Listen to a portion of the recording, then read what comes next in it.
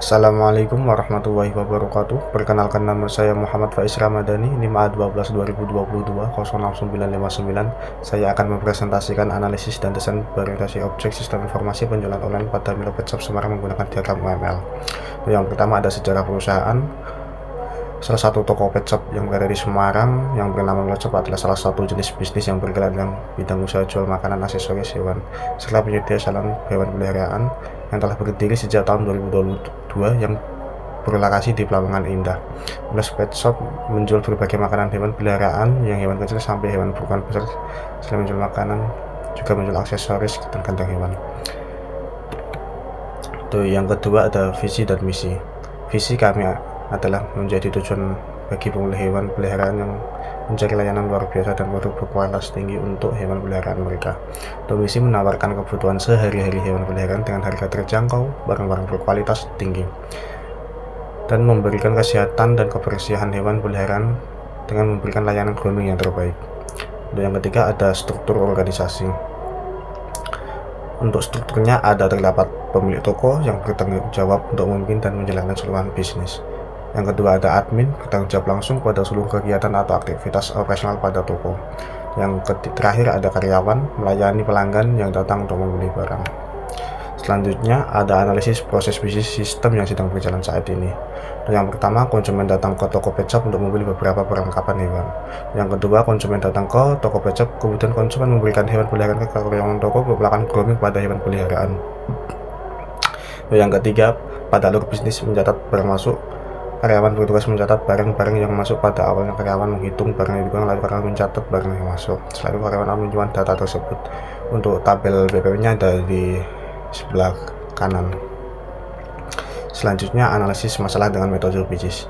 Analisis PICIS adalah suatu sistem yang digunakan untuk analisis sistem kerja dengan perusahaan atau organisasi. Terdapat 6 kriteria PICIS. Yang pertama ada analisis kerja atau performance. Yang kedua ada analisis information atau informasi. Selanjutnya ada analisis kontrol, ada analisis efisiensi, analisis ekonomik, dan analisis service atau pelayanan. Selanjutnya analisis kebutuhan sistem. Analisis kebutuhan sistem merupakan analisis yang dibutuhkan untuk menentukan spesifikasi kebutuhan sistem. Spesifikasi juga meliputi elemen-elemen komponen-komponen yang apa saja yang dibutuhkan yang akan dibangun sampai dengan sistem yang tersebut diimplementasikan. Yang pertama ada identifikasi kebutuhan fungsional. Kebutuhan fungsional adalah jenis kebutuhan yang berisi tentang proses-proses apa saja yang dilakukan oleh sistem. Kebutuhan fungsional juga berisikan tentang informasi-informasi apa saja yang harus dihasilkan oleh sistem. Berikut kebutuhan fungsional pada pet shop, yaitu ada fitur register, ada fitur login, fitur pembelian produk, fitur pembayaran, dan fitur penyewa jasa grooming, dan fitur masukan.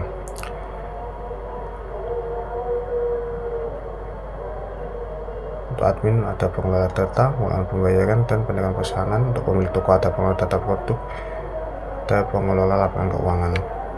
Untuk identifikasi kebutuhan non-fungsional.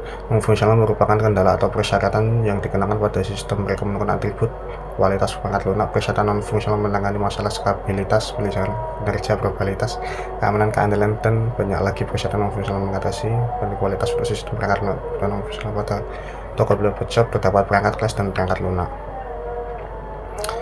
Yang ketiga ada desain sistem. Yang pertama ada usulan proses bisnis sistem informasi yang baru. Yang pertama, usulan pembelian produk pada toko Milo Pet Shop. Konsumen mengunjungi aplikasi lalu login pada aplikasi. Yang sudah memiliki akun bisa langsung masuk ke menu home aplikasi jika belum melakukan registrasi akun, membuat akun email dan password.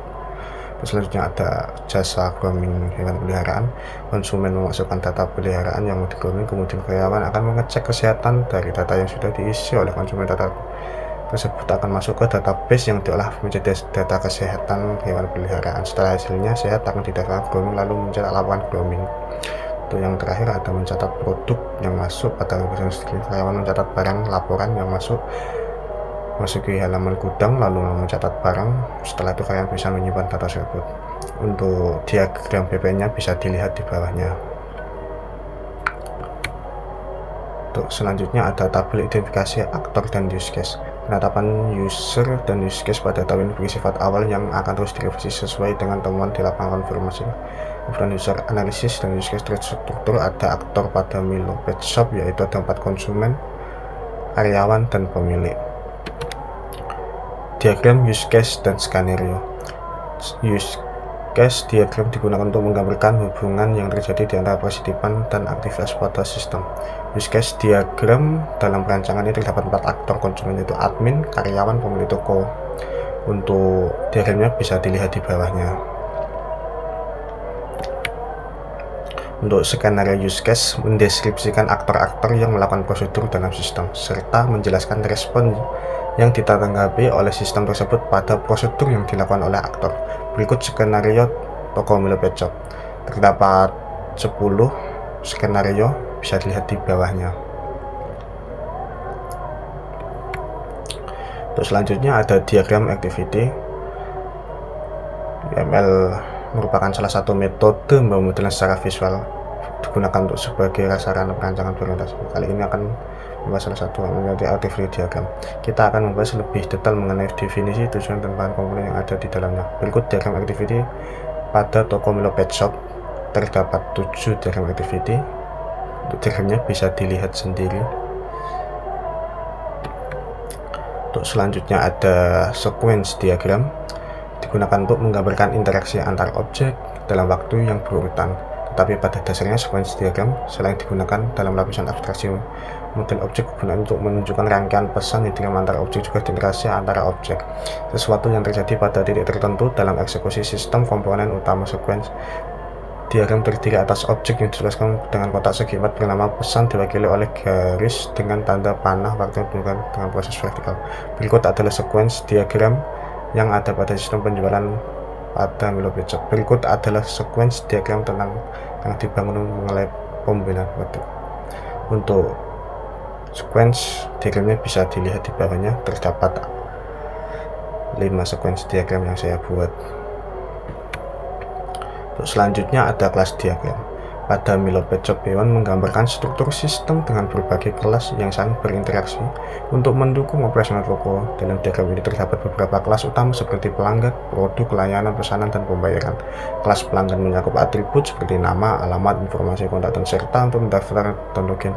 Kelas produk memiliki atribut ID, produk, nama, deskripsi, harga, stok, serta metode untuk mengulasih inventaris. Kelas mencakup roaming, atribut, serta metode untuk mengatur jadwal layanan.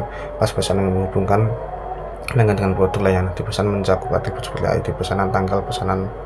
Untuk setahun proses. Kelas pembayaran untuk mencakup atribut seperti ID pembayaran, jumlah, metode pembayaran, dan status pembayaran, serta metode untuk memverifikasi proses pembayaran.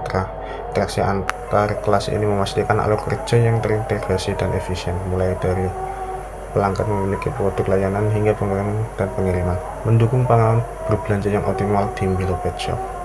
Untuk gambar diagramnya bisa dilihat di bawahnya. Untuk selanjutnya desain user interface. Pada Milo Pet Shop yang dirancang untuk memberikan kesan yang menarik, memudahkan pengguna dalam menavigasi situs. Untuk elemen ini menampilkan header yang mencolok dengan logo Pet Shop dan navigasi yang jelas. Warna-warna yang digunakan lembut, ramah, menekankan nuansa hangat dan profesional secara keseluruhan. Desain halaman pembuka ini menggabungkan estetika yang menarik dengan fungsionalitas yang tinggi, memastikan bahwa pengguna terasa nyaman dan tertarik untuk mengeksplorasi lebih lanjut.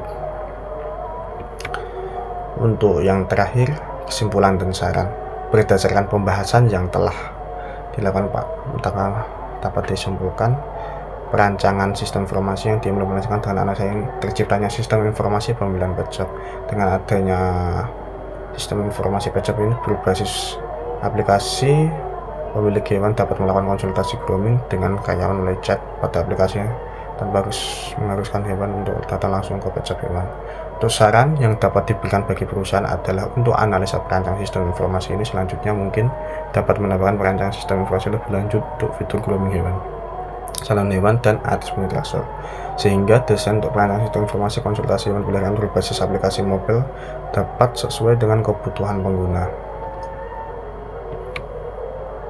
Sekian, terima kasih atas dari presentasi dari saya. Bila ada tutur kata yang salah dan kurang berkenan, mohon maaf.